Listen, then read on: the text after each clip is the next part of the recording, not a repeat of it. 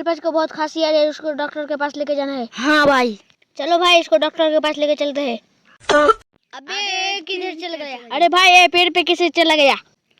बेटा नीचे आओ। चलो इसको पकड़ते हैं।